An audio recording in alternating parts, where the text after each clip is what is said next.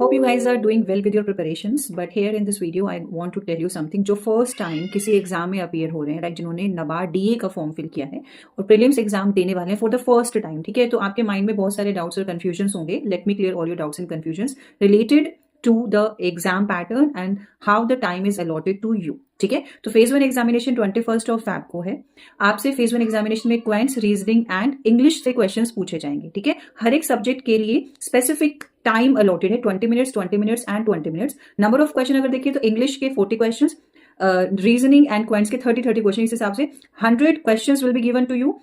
100 marks का paper होगा and 60 minutes यानी कि 1 आवर का टाइम आपको गिवन है, वो भी 20 मिनट्स ईच, ठीक है। तो इस टाइम पे जो मैटर करता है वो ये है कि आप इस टाइम पीरियड में, लाइक जो रिमेनिंग आपके पास 7-8 डेज बचे हैं, इसमें आप ज्यादा से ज्यादा क्वेश्चन प्रैक्टिस करें, ठीक है। आप फुल लेंथ मॉक टेस्ट लगाएं ताकि आप अपनी स्पीड को इंप्रूव कर लें।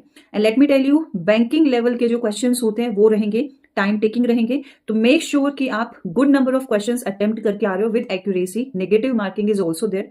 अगर फिर भी कोई डाउट एंड क्वेरी है यू कैन आस्क। और हाँ, एक सेक्शन के क्वेश्चंस अटेम्प्ट करने के बाद ही आप दूसरे सेक्शन पे मूव कर सकते हो। ऐसा नहीं है कि अभी आप क्वेंट्स के क्वेश्चन कर रहे हो, ठीक है, और फिर आपको लग रहा है कि you can switch to the other portion. No, it's not possible. एक स्पेसिफिक सीक्वेंस में, यानी कि पहले इंग्लिश के क्वेश्चन, फिर क्वेंट्स के और फिर रीजनिंग के क्वेश्चन। तो 20 मिनट्स का टाइम पीरियड गिवन होगा। फिर भी अगर कोई क्वेरी है, please drop your queries in the comment box. Thank you so much and all the very best.